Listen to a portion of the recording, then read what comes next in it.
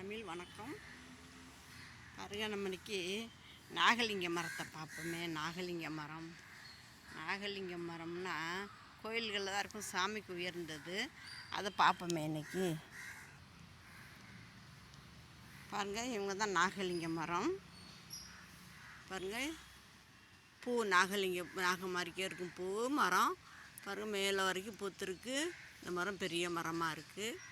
அதுக்கு பூவெல்லாம் பாருங்கள், நாகம் மாதிரிக்கே இருக்கும். இந்த பூவு முட்டுக்கள் நிறையா இருக்குது.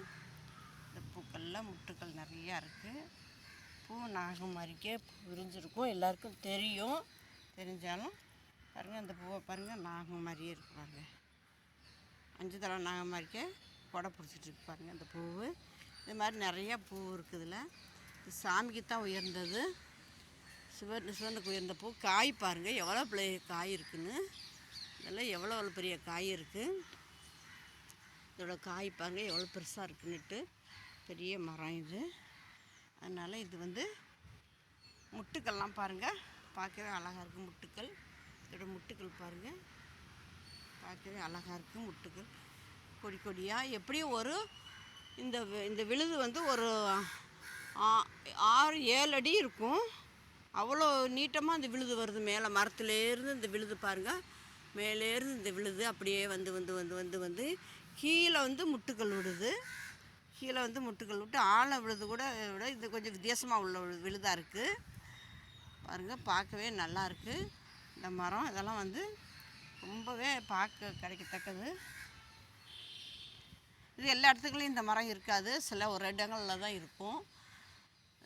இந்த நாகலிங்க மரம் மேலேருந்து பூத்துருக்கு பாருங்கள். மேலேருந்து காய் பாருங்கள், வித்தியாசமாக இருக்குது. காய் எவ்வளோ பெருசு இருக்குது பாருங்களேன். காய் எவ்வளோ பெருசு இருக்குது இந்த மரத்தில். காயெல்லாம் மரத்துக்கு யூஸ் ஆகுது என்னமோ தெரியலை. பயங்கரமாக இருக்குது. பூ நிறையா இருந்துச்சு, இப்போ எல்லாம் கொட்டிருச்சு. இப்போ பூ கொட்டி போய் மறுபடியும் முட்டுக்கள் வச்சு நிறையா முட்டுக்கள் வச்சுக்கிட்டு இருக்குது.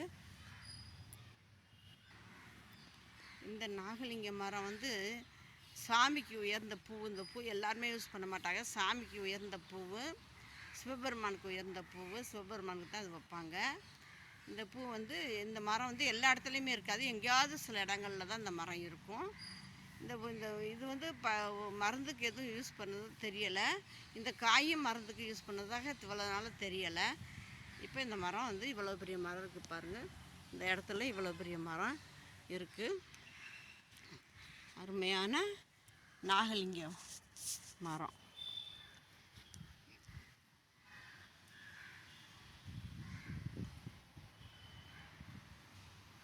எல்லா இடங்கள்லையும் இந்த மரம் இருக்காது. இப்படி சில முக்கியமாக உள்ள இடங்களில் தான் இருக்கும். பாருங்கள், எப்படியும் ஒரு 15 வருஷத்து மரம் இருக்கலாம். இந்த மரத்துக்கு வயசு ஒரு 15 வருஷத்து மரமாக இருக்கலாம். நல்லா பெரிய மரம். இலையெல்லாம் பாருங்கள், இலையெல்லாம்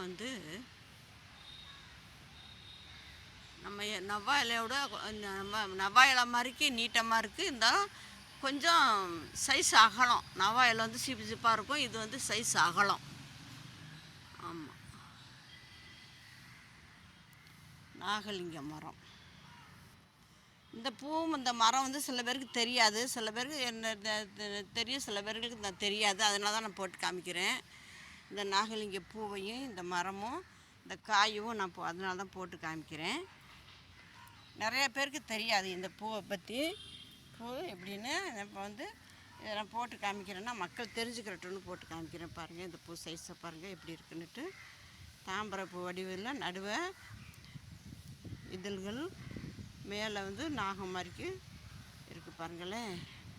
நாகலிங்க பூ, நாகலிங்க மரம், நாகலிங்க பூ. இதுக்கிட்ட யாரும் ரொம்ப நெருங்க முடியாது. தமிழ் வணக்கம்.